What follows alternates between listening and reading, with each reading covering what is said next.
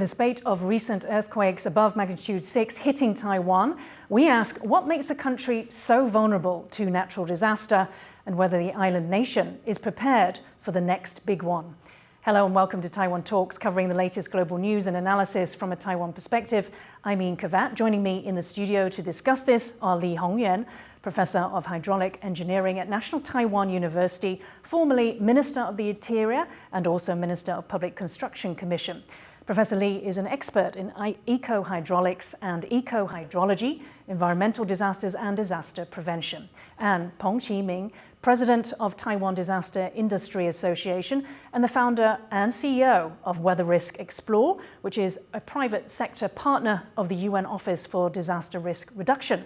He's a weather expert and specialist in environmental sensitivity. Welcome, Professor Lee and Dr. Peng.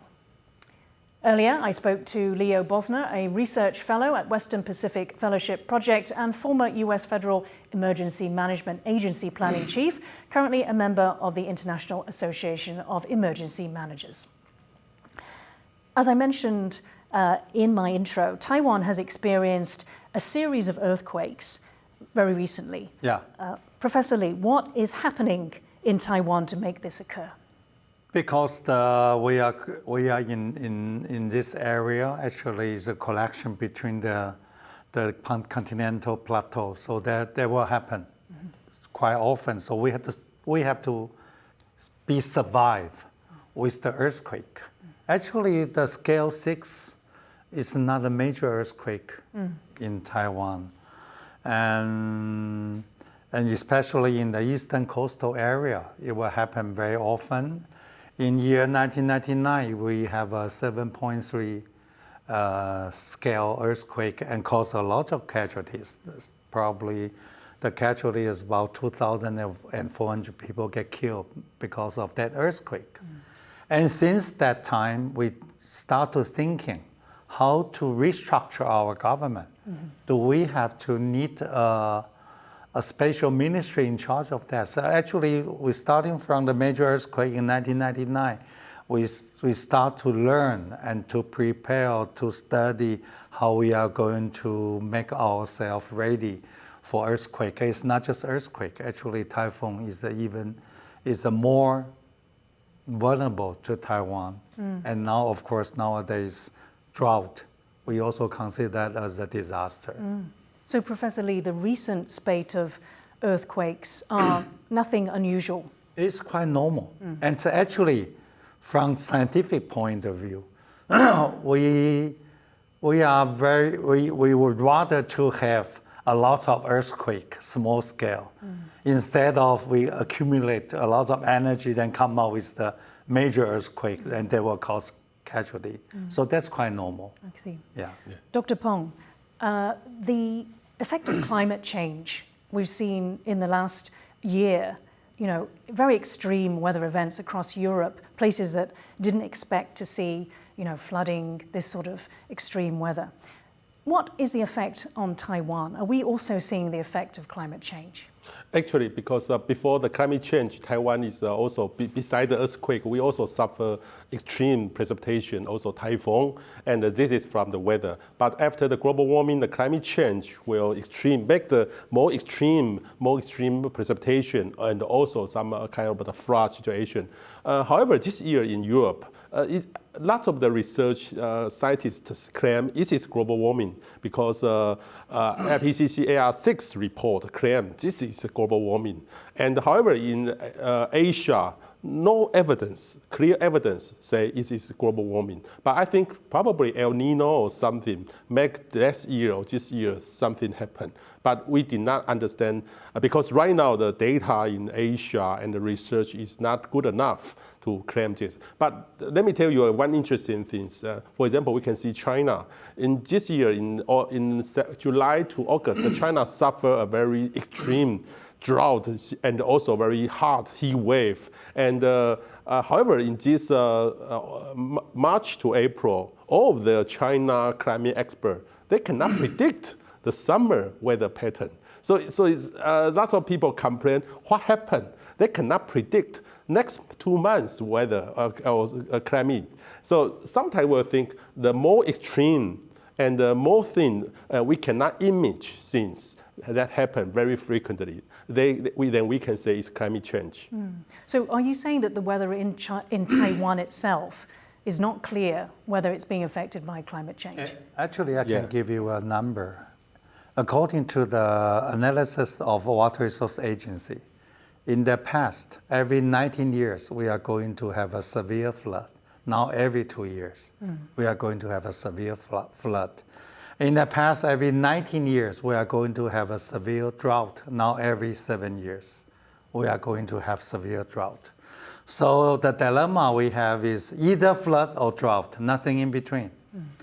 And for the typhoon events, 1996, Typhoon Herb in Ali Mountain, 2 days, 1,800 millimeter rainfall.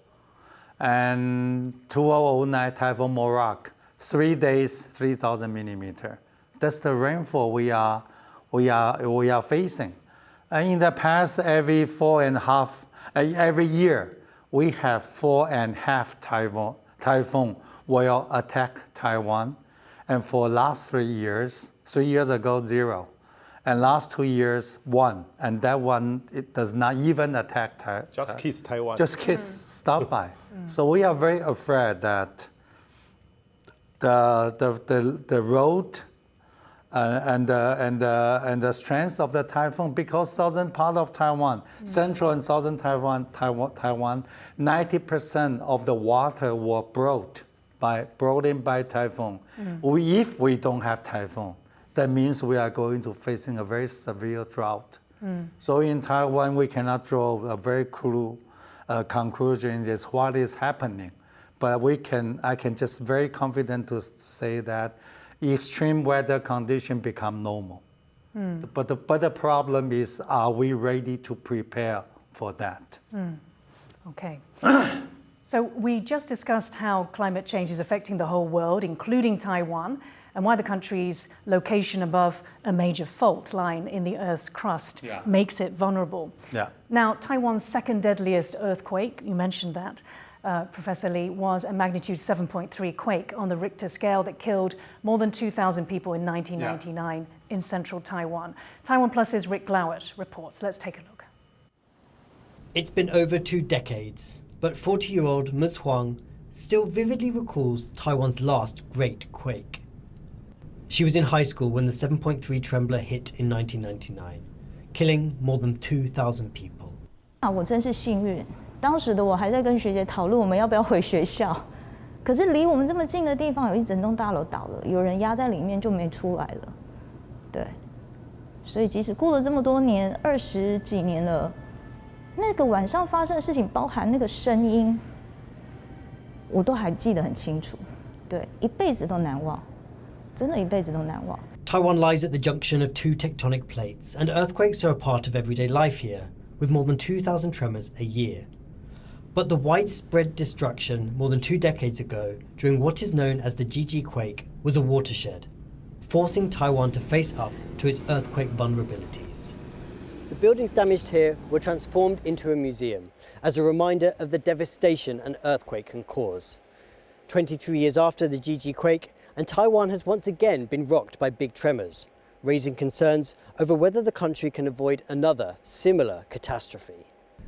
After the Gigi quake, 236 schools were deemed unsafe and torn down. Building regulations were reformed, and the date of the quake, September 21st, is now National Disaster Preparedness Day, an annual exercise for Taiwan to stress test its emergency responses. 当我们遇到下一次这么大的一个类似9.11的灾害的时候，我们其实在灾损上面其实可以减少。那而且我们现在有这个地震预警系统，它基本上在我们全台湾的中小学都有建置。那可以提前告诉他们说，在地震来临前的几秒钟，他们可以做什么事情。他们可以先保护自己。 可以减少一些受伤，那也许可以度过这个下一次大的灾害。On a Sunday this month, a 6.8 magnitude earthquake damaged hundreds of schools in Taiwan, raising concerns over student safety had they been at school. For Ms. Huang, who now works in the school ruins turned earthquake museum, preserving what happened in 1999 is also an important part of learning how to deal with the threat of earthquakes.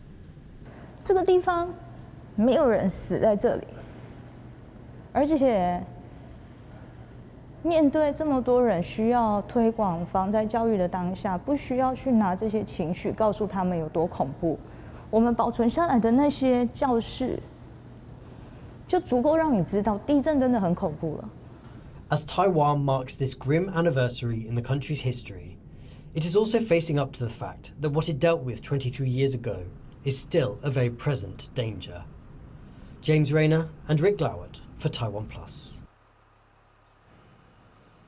That was Rick Glowett reporting about the Gigi earthquake, which killed more than 2,000 people. So we saw there that this was a very deadly earthquake.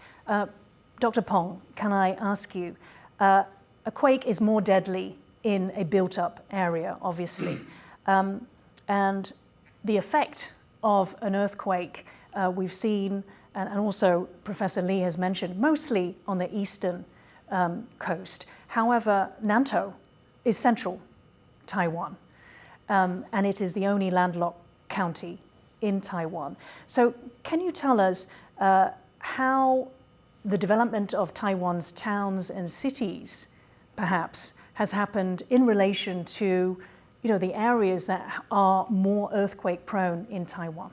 Sometimes we get the lesson from experience. For example, Nantou right now is good enough, but before that, no severe earthquake. So the construction is not good enough. Even in the west coast of Taiwan, sometimes we also suffer, if we suffer very severe earthquake, we also have a very severe disaster there. So I think from the lesson to learn is more important to everything. Probably Professor Lee can say something.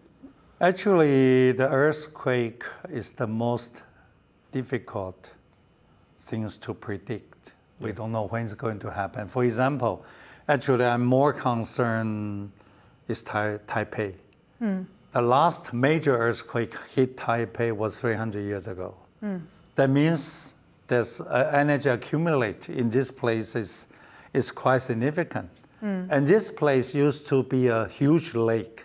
Right. They tell us that the groundwater level is very high. So 2013, when I was the Minister of the Interior, our National Earthquake Institute warned our ministry, if a scale 6 earthquake, just like the one happened in Taidong, should attack Taipei, 4,000 buildings collapse. So what should we do? That means we have to prepare for that, and we want to make our structure stronger to resist the earthquake. But there are maybe 300,000, even 500,000 old buildings. Those old buildings, at that time, the construction code was not as strict, and the material has already deteriorated. How we are going to deal with that? So that was almost 10 years ago, Professor Lee. 2013, almost 10 years ago. Yeah. And again, actually, half of our population live in the northern Taoyuan area. That means most of our population or our industry, every activity in Taipei. That means it will make our country very vulnerable.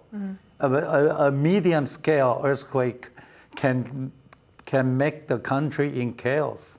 So that's why I keep telling that disaster management is we have to prepare disaster to occur.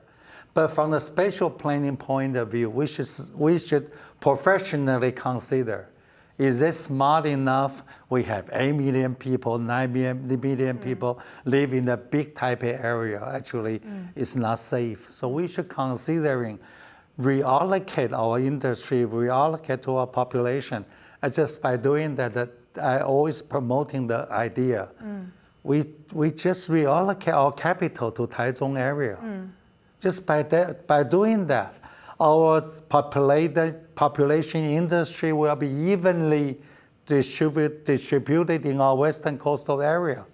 And they will reduce the vulnerability of earthquake or typhoon or all the disasters. Because as Minister of the Interior, you were also responsible for construction and planning and also land management. Yeah. So how difficult is it for a country to, like you say, reallocate, redistribute, re-centralize? Are there any international examples? Yes, actually, for example, the country I'm familiar with is the Netherlands. There's no single city, the population is over 1 million people. And their economic capital is in Amsterdam. And their really capital is in Den Haag and The Hague. And the distance by the train is about 45 minutes. So this is about the distance between Taipei and Taichung using our high-speed rail. So when we build a high-speed rail, we should consider we should reallocate our capital. So that happens in all of the country. From disaster management point of view, it's very risky to put all the population, 50% of the population in the big Taipei area, and this place, we already 300 years, we don't have a major earthquake. So it will make us very vulnerable. Dr. Peng, Professor Lee said we cannot predict earthquakes. Of course, this is true, but there is an element of monitoring activity. Can you tell us, how that works? How does it work in terms of the safety, the notice that our experts who are monitoring these seismic activity? Actually, right now, for example, for the weather, we have weather map, but for the Earth, we cannot have the Earth map. So we cannot predict. We just can get the historical earthquake frequency to get the assumption, but it's just only very long-term assumption, not prediction. And but in Taiwan, right now we have an earthquake early warning system. For example, the earthquake in Hualien, east coast of Taiwan, something happened, and we can get maybe 5 to 10 seconds, depend on the where you live, and we can prepare something. For example, if we have earthquake, my mobile phone will warn me if it was magnitude 4, and my mobile will give me a warning, and maybe we can do something. But I think it's a very outstanding technology in Taiwan, especially just I know Japan and Taiwan, we maybe probably only 2 countries have the system. But very interesting things that most of Taiwanese just want to watch. Is it true or not? The prediction is wrong or not? And just did not do something about that. So I think that this is a key question. So how can we use the information more accurately? And the second is a long term. So I totally agree with Professor Lee's idea how to restructure the Taiwan, the capital, and the populations. It's very logical. Professor Lee, so Dr. Peng touched there on the public's attitude, the public's preparedness. How prepared is the public for these disasters? Let's focus on earthquakes, because later on we will talk about volcanoes. Yeah. Because everybody is so scared about the earthquake. Are we? Are we scared enough? But not enough. But we are actually 1 week after, just after the shock, you ask people that, are you scared, afraid of earthquake? Everybody will say, yes, I'm very afraid of that. But 1 month later, people tend to forget. But again, we do have a monitoring, we have sensor. So major building, the schools, they do have a sensor. So the earthquake should happen in the remote area. We have 5 seconds, 10 seconds to prepare. So we have to run the drill to train the kids. If you have 5 seconds or you have the 10 seconds, how should you make yourself ready for the shock? And the most importantly for the school is the teacher. How can you guide the students using that we call it golden 5 seconds periods to save their life. So we run a lot of series of drills, we prepare a lot of curriculum, and then the common sense, the knowledge, and some very simple equipment for the kids. They know how to survive during the earthquake. Tell me some of the tips that every Taiwanese knows because of this drill. I think the teachers all knows. The students all knows. But the problem is they know they can perform in the school is one thing. When they are at home, probably there's no teacher to tell them what you can do. So standing in a doorway, in the frame of a doorway, is that something that actually works? Crawling underneath a table? I would have thought all of these structures would collapse. Actually, it all depends. Most importantly, you should fix your bookshelf, everything, fix on the wall so they won't collapse. And people say you should open the door because for so many cases I've seen in the disaster area that the door just cannot be open. And sometimes they say you should shut down the gas. It's just because of deformation, the door you cannot open. Yeah. And some people say you should escape near the refrigerator because what if you get trapped? You have water, you can food, you can survive for 3 days. So there are all kinds of noise. Some of the message is correct. Some of the message is not that correct. But I would say it all depends on the house you are living. You are in the second floor or the first floor. I will encourage you just rush out to the ground. But you are third floor and above, then I will tell you, no, don't do that. You don't have enough time. So you have to identify the most stable area, then you just stay there. Professor Lee, I want to pick up on something that you said before. So you talked about the 4,000 old buildings in Taipei that essentially will be razed if there was an earthquake. It will be damaged. Damaged, okay. Yeah. So not complete collapse. No, not complete collapse. But still, there would be loss of life, injuries. Yes. So should we not pull these houses down? Actually, that's why when I was a minister, I tried to come up with a policy we call it urban renewal project due to disaster management. But that take a long time. That means you want to pull the building down, but the next dilemma is where are those people going to live? In Taichung? No, that's not possible. No. And every apartment in Taipei, if you are most of the foreign friends that are not familiar with, apartment in Taipei, that means $1 million US. It's very expensive. Even it's old, $500,000 US, still very expensive. But we also have the issue where a lot of our housing stands empty. Yes, but in Taiwan, there's rich people, they own a lot of housing. But the poor people, they cannot find an apartment to live. So how about social housing? How about public housing? Yes, that's why I say the urban renewal project due to disaster management is why I use the government-owned the land. I built the residency, and those people who live in the not so safe area, we reallocate them to live in that place. Then I demolish that place and build a new house, and either they move back or they want to stay here. But that's, again, a lot of financial arrangement. I have to do the arrangement for the people. If you move from a cheaper property, you move to a property you cannot afford, then government have to help you do the financial arrangement. And the building we built, actually 10% is social housing. So just by doing that, actually it's very complicated policy. I come up with the whole holistic approach. And then that means there are so many ministries that have to work as a team. Not the Ministry of Interior. By ourselves, we cannot do that. Financial arrangement, we have to talk to the Ministry of Finance.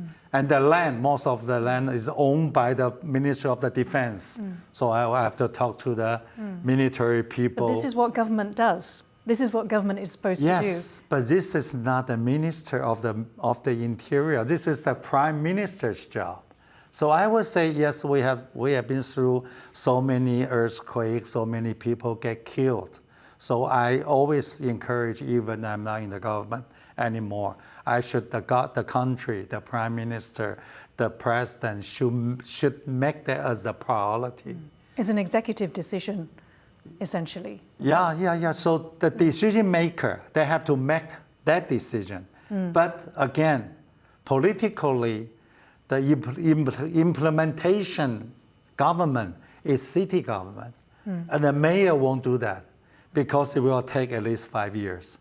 And the term of the mayor is 4 years. And they say, no, it's against my political interest. So that's why I keep telling the decision maker, you should make the decision. I then keep telling the people, you should be aware of that. If as mayor who likes to take his political risk to implement this policy, you should support him, not to discourage him. So actually, technologically, you want to say that it's all very simple. But come up with the policy like that is politically very sensitive. Let me give you an example that Yeah. I know of. I've worked in Australia, Yeah. and in the state of Queensland, Yeah. which is flood prone. Yes. You know, it has the cyclones. And they also went through a very difficult process in the capital, Yes. Brisbane, of rezoning land Yeah. to make it areas at greatest flood risk. And they would have government subsidies Yes. for people who already had properties Yes. there. Yes. And there was a plan, a long-term plan, like you Yes. said, Yes. for basically to try to move people out of this. Yeah. And of course, this happened, you know, the momentum for this happens after a huge flood. Yes.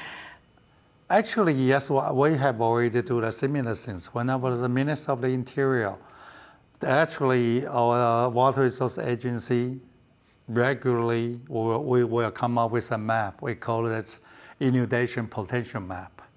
And our soil geological survey, they will come out with the disaster map for the landslides. And the Soil Conservation Agency, they will come out with the disaster map due to debris flow. Then I asked my House and Urban Bureau to overlap those 3 different maps into we call it integrated disaster mitigation map. So that will show you that how safe or how dangerous the place, the city is. So I give those maps to the city government, to the county government, ask them to redesign the city, to change the urban planning. And then government should come out with the 30 years plan to reallocate people to a safer place. But they takes a lot of dialogue. I think in a Western country, actually dialogue is the culture. So it's much easier to implement. But in Taiwan, dialogue is not our culture. Our different ministry, we don't talk to each other. And our people, our government officer doesn't have the habit to talk to the citizens. That means everybody has their own agenda. Everybody has their own opinion. Every ministry has their own agenda, but that they don't work as a team. So actually, for those things, I would say, it's easy to say. To come to the implementation, actually, the culture is the most difficult one for me. I would say is culture. But that means different government agencies, we have to talk with each other. Then we have to make the stakeholder, they realize what's the situation of their house, what is the real situation of their city. And then they will agree, yes, my place not as safe, so government come up with a safer plan, we should support them. And then come to insurance. Because you have the map, then you can have an insurance policy. Right. But if you don't have the map, the insurance company doesn't know how to give you a policy. So then gradually these to disaster insurance. Then the people will say, if I get hurt or I get hit or I'm getting flooded, then I can be paid by the insurance company. But now in Taiwan, all the loss may be covered by private citizen, and most of them are covered by the government. So insurance will come out. Actually, when we are talking about disaster management in United States, in the Western country, you will talk about insurance. But in Taiwan, no, we never touch that issue because that's not our culture. You mentioned the culture is very important, but I remember when the Gigi earthquake, we also know lots of the president, prime minister, the talks, lots of things, but very slow. So I'm wondering, should we suffer the change from the huge disaster, and it will happen? Yes. So actually, starting from Gigi earthquake, actually I used for the provincial government. I'm talking about 1996, 97. At that time, I have already studied FEMA, studied all different countries' policy. Then I say, yes, this is something we should learn. So I keep promoting the interagency ministry called FEMA. There will be the major consultant to the prime minister. Then Professor Lee, we will discuss this in the final part, so maybe we can reserve that. But if I could just ask Dr. Peng one last question before we go to the next section. Dr. Peng, you are the president of Taiwan Disaster Industry Association. So what do you think, what can you do? Professor Lee has outlined the problems that Taiwan has. What can you do in your role? Actually, from the private sector, for example, in Taiwan, we have an earthquake early warning. It's just not mobile phone to ourselves. The message should go to the elevators. The elevator should stay there and open the door to keep us safe. But in Taiwan, very, maybe I can count how many buildings had already made this earthquake early warning to the elevator, and also some public transportation things. I think in Taiwan, we need this. So that's why I mean the disaster industry. And also, the kids know they have emergency kits or emergency bag. But only the child, only the kids, they already know everything. But for the elder adults, they just use the mobile phone to take some video to say, oh, it's waking. So how can we educate the public how to make it more safe? What you should do is our duty in the future. Okay. We just discussed the potential damage to residential areas. And now Taiwan is also a land of volcanoes sitting above a fault line in the Earth's crust. One major volcano is located less than 14 kilometers from Taipei City, Taiwan's capital, as Rick Laut reports. Let's take a look. Beito District, a northern suburb of Taiwan's capital Taipei and home to nearly 250,000 people, lies in the shadow of a volcano. 我是土生土长，然后我不会觉得说什么会害怕或者是干嘛，因为从以前是听说就是它是一个休火山，然后是最近才知道说哦，原来它是一个活火山。A popular tourist destination, Beito is famous for its Japanese heritage, its mountains and hiking trails, but is especially known for its hot springs and thermal baths. The Datun Volcano Group, just 10 kilometers from the city centre, is home to fumaroles, sulfur pits and other geothermal activity, but was long believed to be dormant. But in 2019, the government reclassified the volcano group as active.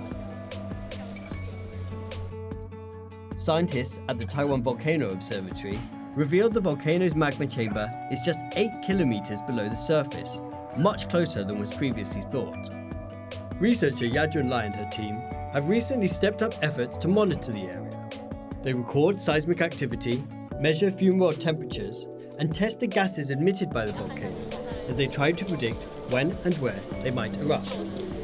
最有可能喷发的几个地点，包含了第一个是像七星山的这个区域。那如果这个区域喷发的话，那当然岩浆会往这个方向流，最有可能就会对士林啊、北投这个区域会影响比较大。第二个地方可能就是大油坑，因为我们目前看到大油坑也非常活跃，那它受影响的区域可能就会比较像是山区的这个地方。那如果再来就是最近也稍微活跃的这个大尖后山、黄嘴山的这个区域的话，那它的岩浆就会往这个地方流，就比较可能是会是万里啊、金山这个区域会受影响。Tony Chen, who sells vegetables at the local market, has lived in the shadow of the mountain for nearly 60 years. 因为我们北投呢就住在这个火山口的下面呢，所以我也是很担心呐。我是觉得在北投是蛮好的，因为有这个山嘛，因为以前是有火山爆发了以后，然后有这个山呐，当然我们居住的环境呢就会有这个森林啦，然后有温泉可以泡啦，那这样是好的一面啦。但是如果真的火山爆发呢，那就这样就很不好。Taiwan Volcano Observatory scientist Ya Junlai received many calls from worried citizens after the news of the magma chamber's revised size and location was released. 我们会很清楚地告诉民众说，其实大屯火山有在做所谓的火山监测，像后面看到的这些资料，所以他们不需要担心，因为只要我们一旦有看到任何的异常，其实我们都会把这样的资讯提供给政府单位。那政府单位他们现在有相关的配套措施，会由气象局来做正式的发布，所以其实不需要去做恐慌，只要多了解火山就好了。She also explained that this recent update about the magma chamber does not mean it is getting bigger or closer to the surface. 这个底下的岩浆库的位置呢，其实可以把它修正成大概是地表8公里，地表以下8公里左右。那它的样子其实也把它找出来，就是比较像是一个长条的，像牛奶罐的这个样子。对，所以一样是相同的岩浆库，但只是因为技术越来越进步，然后资料越多，所以我们可以把它的位置找得更清楚。Meanwhile, down at the foot of the mountain, many residents have come to terms with living with a volcano next door. 感觉应该是不会爆发吧？在这里也生活好几年啦，就一直都是这个样子啊。对啊，可能很久之后才会有发生这种事吧。Here in Taiwan, an island nation prone to earthquakes and typhoons and constantly threatened with attacks by China. For some residents, living under the eye of a volcano is just something to take in one's stride. Rick Glauert and Chen Hong-yuan for Taiwan Plus.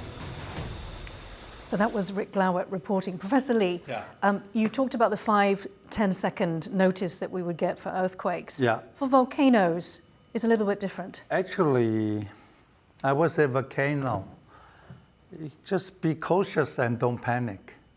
In the past, actually I'm quite familiar with that because at that time I was a minister. In the past, we think the last eruption for our volcano was 20,000 years ago.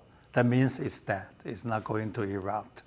But at that time, certainly our geologists, scientists said, no, the last eruption was 5,000 years ago. That means it's active. Its possibility is going to have a volcano eruption. But actually the probability, I would say it's not that high. It's very likely the major earthquake hit, then trigger the eruption. Right. Otherwise, it will not just erupt by itself. And I think the volcano eruption, we have more time to prepare. Because we do the monitoring, we have more time to prepare. But this kind of disaster we are not familiar with. Actually, we did not put too much money, too much budget into this kind of volcano study. So I would say if this is the issue, then we should go to Japan and learn from them. And then if this is the issue, then we'll tell you, Taipei cannot have 8 million people. Then we should be prepared for that. We should reallocate people. So this is a disaster we are totally not familiar with. We don't do too much research on that. And I would say we have more time to prepare, maybe days, even weeks, to let people to maybe just escape. But what if after the eruption, where they are going to stay? So that will make the things very complicated. Agree with Professor Lee, because for the volcano itself, the eruption frequency may be 100 to 1,000 or 10,000 years. But if the earthquake trigger the volcano, we don't know. So we should pay more attention about that. And the volcano, the monitoring network, I think is better than earthquake, because there were lots of sensors we can do. So maybe several weeks before or several months ago we can know, because I studied the Philippines or some Hawaii's case. I think we have maybe several months before to know the eruption. But the earthquake triggered the volcano is another thing. So this, I mean, we have earthquakes all the time. Yeah. So but we never have volcano eruption. Right. In the recent history. Because some experts have been saying that since the Gigi earthquake, it has triggered a period of instability that they're saying maybe 6 decades. No, I don't think they have anything to do with the volcano in the Gigi earthquake. It's Taipei is so far away from Gigi earthquake that Gigi earthquake, Taipei only scale 4. And they will not trigger any volcano. So that's not a concern. The concern I have is, what if 7.3 scale earthquake should hit Taipei? Then we have to very seriously and there might be a that. volcano too. And 7.3 scale earthquake in Taipei, 3,500 buildings. That is the major concern. That's the priority. Yes, volcano is something we should pay attention, but it's not immediate priority. We should pay attention. Okay. Yeah. And so, Professor, you have held positions in government. Yeah. And so there were times that you were responsible for typhoon. For typhoon. Yes. Okay, but not for earthquake. Also for earthquake. Okay. Okay. But typhoon is we have 7 days or even 2 weeks to prepare. So actually, when I was a minister, I was the one who really the commander-chief for the whole nation. So it took me 3 years to finish the whole protocol, which agency, which government, they should do what. And then we have a research institute from another ministry. So I have to make sure their scientific observation, their prediction can become the action plan of the different ministries. And the Ministry of the Defense, they have soldiers, they have a boat, they have all kinds of equipments. So I have to make sure we have enough manpower. So during the earthquake, who is going to rescue people, who is going to do what? And then I prepare 7,835 disaster mitigation map for every single village.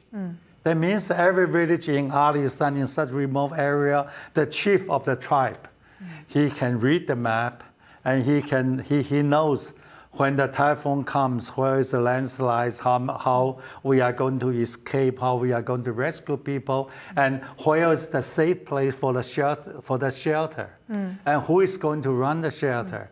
And every shelter, we have make sure they have enough food for 1 month.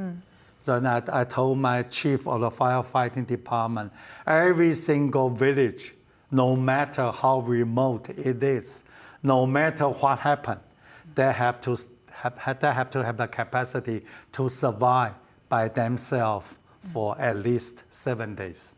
So it took me 3 years to make the whole government agency work as a team. I finished all the protocol. So I can tell you, even I have already left the position almost 8 years. I'm still very confident about the typhoon. We are the most typhoon-proven country in the world. 2009 typhoon Morocco, 700 people get killed. Now, since I finished all the protocol, the disaster mitigation map, now 0, almost 0. So I would say, yes, it's for me, I do that. But unfortunately, I have to say that away from typhoon, actually, we are not that well prepared. The earthquake, some other. But you were saying that you didn't have responsibility for earthquakes. I have a responsibility to earthquake, but I am a hydraulic engineer, so I'm very familiar with typhoon. I used to be the Director General of Water Resource Agency, so I know the know-how. So my priority is, typhoon will happen more often. And we have a very strong research institute, so I integrate them together. And then we come out with the whole protocol. But earthquake, that means typhoon have 2 weeks, 1 week to prepare. We can predict quite accurately, but earthquake, no. We don't know how to predict. We do have the best earthquake research institute in Asia. They come out with a very good knowledge. But it's very difficult for us to use their knowledge into action plan. Because earthquakes, simply we don't have time to prepare. And our different agency, they don't know how to react. How does a country like Japan cope then? Because you did talk about them as being like a gold standard. Japan is, because they were hit by earthquake more frequently than Taiwan. So actually they come out with their construction code. So their construction code is stronger than Taipei. And then, again, they are very difficult for them to prepare. But they have to make the structure earthquake proofing. So I would say their structure is stronger. And then their commander center itself is very stable because they are big sponge underground. And then they have a disaster mitigation park. That means a major earthquake should hit Tokyo. They have at least 5 or 6, they call it disaster mitigation park. And that park, maybe just half an hour, 1 hour, they can have 100 toilets. And they have a place, have enough food, so people can have a shelter to live there for at least 1 week. And so then, all very good best practice that best Taiwan practice, can learn but again, even they are so well prepared for the earthquake like 311, still a lot of casualties. Yes, of course. So I would say earthquake is different scale of disaster. We don't have time to respond. Okay. We can only say that how can we make our structure safer? And then earthquake, actually the major challenge is, what if the building collapse? How can we maintain those people? We can try to help to dig them out, keep them alive. And that's another disaster challenge. Response, which we will come to now. Thank you, Professor Lee. So now I also spoke to Leo Bosner, who has decades of experience in disaster management across floods, earthquakes and hurricanes. He was former planning section chief with the US Federal Emergency Management Agency, or FEMA, and is currently a research fellow at Western Pacific Fellowship Project. Leo has undertaken a study of Taiwan's disaster response, supported by the Global Taiwan Institute. Here, he recommends a nationally recognized incident management system.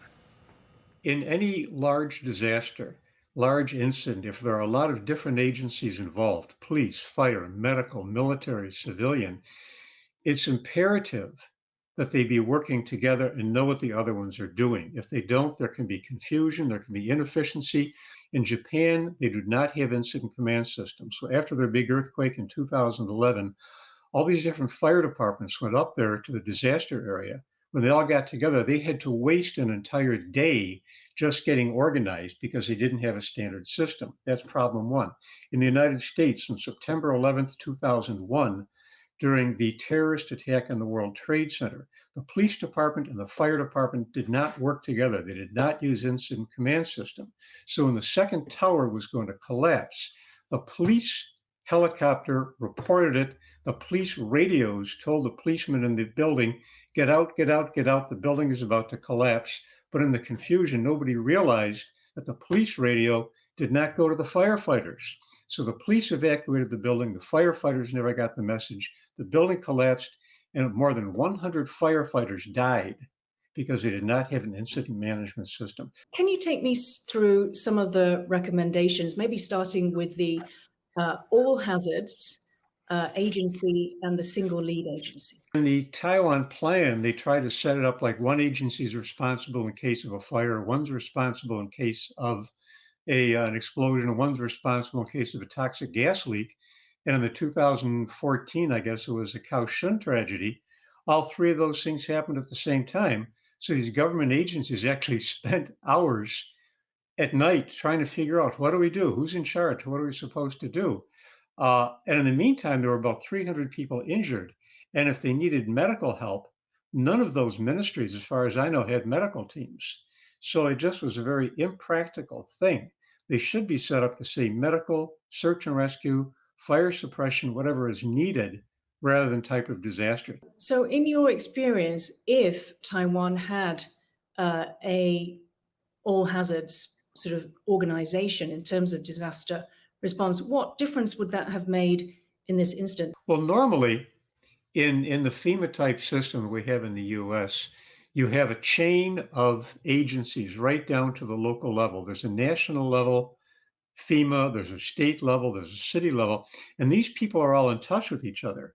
They all know each other's names and phone numbers. So in a situation like that, the Kaohsiung Emergency Management Agency, if there were one, would have immediately contacted the national agency, and they would have also been in touch with the firefighters, the medics, and so on locally to say to the local people, okay, what's needed exactly?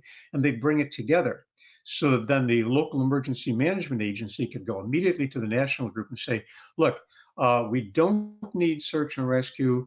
We're going to need some medical. We're going to need some generators because electricity was knocked out to some of our hospitals. And they would frame what was needed and get that moving right away, instead of trying to refer back to their agency like, well, we're the Ministry of Land, what are we supposed to do?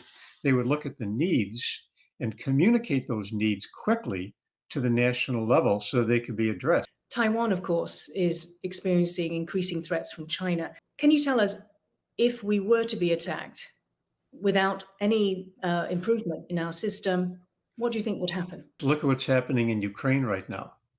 The Russians they're not shooting missiles at the Ukrainian military because they can't beat the military. They're shooting missiles at hospitals, at apartment buildings, at shopping malls, at schools. They're attacking and trying to damage and hurt the civilian population. And so the real question is, if there were a military attack, in some ways, it's the same situation as if you had widespread earthquakes and fires in Taiwan. Buildings would be collapsing, fires, people injured, et cetera, needing search and rescue, at the same time as the military is going to be fighting the war. So your lack of a standard and reliable and fast-moving disaster response system is going to be just as bad for you if it's a wartime attack versus a large earthquake, because you're still going to have the collapsed buildings, the injured people, the need for search and rescue. We just heard there from Leo Bosner, former US FEMA agency specialist and currently research fellow at Western Pacific Fellowship Project in the United States. Dr. Peng, if I could start with you. The interview there ends with Ukraine, and Leo Bosner talks about essentially a military attack being equivalent to fires and earthquakes across Taiwan. Do you agree with that? Yeah, just I see the Ukraine case. The most important thing, their government still operations is very good because all of their telecommunication is quite good. I know just Musk helped them to have a low altitude orbit satellite to help them to have communication. However, all of their government service put it to the cloud. The cloud is not a machine in their government side. All of their cloud server, their government and also bank move to the cloud. The cloud probably is an international server, for example, Amazon, Google, Microsoft, and so their government is still running. So if that thing is happening in Taiwan, I think we should think about that. Yeah. Professor Lee, yeah. How closely is Taiwan watching Ukraine in terms of disaster response? That they are responding whilst there's a war. They are operating. Our war and terrorists, we are not familiar with that. I can frankly speaking, we are not even well prepared for that. Of course, the war, the things happen in Ukraine will be more severe than just earthquake and the fire. Actually, actually there are so many casualties. How can we arrange the hospital and all the rescue things? And now in our disaster management, we heavily relied on our military people. But if it's a war and they are busy with something else, they don't have enough time, enough manpower, and our firefighting department, they are the major task force for the disaster management. Yeah, that was a point that Leo Bosner made. Yeah. And I wanted to ask you, so this National Emergency Operations Center, it comes under the National Fire Agency. That's not right. I just keep telling the Prime Minister at that time, that's not right. Because we should have an institute like FEMA. It has to be a ministry level organization. That means you have a ministry level organization. That means during the policy making machine, you have a say. Disaster management, you come up with a policy, you have a strong power to coordinate different ministries. Now it's under our firefighting department. They are even below the ministry. They cannot coordinate. And they're also not 24-hour. So the president that you were speaking to, advising, Ma Ying-jeou, yeah. What was his response? Why was it difficult to? Just keep telling him that we should have a FEMA. But actually at that time, they said, no, your ministry can take care of that. But I told him, no, we are just firefighter. We are not familiar with disaster management. So unfortunately, after Ma Ying-jeou and come to the Tsai Ing for so many years, our government agency, frankly speaking, we don't put disaster management as the priority, although we have already so many disasters happen. So many people get killed. Still not the priority of the government. But Tsai Ing-wen mentioned this in her National Day speech. Dr. Kong, I want to bring you in here. So maybe there will be a change in the priority of disaster management, recognition of this. Resilience, what her talk is very important. Even the disaster management, resilience, how to make it. But I hope it's not only the slogan, because if we want to do the resilience, we need a FEMA in Taiwan, and we should learn something from Japan, probably Korea.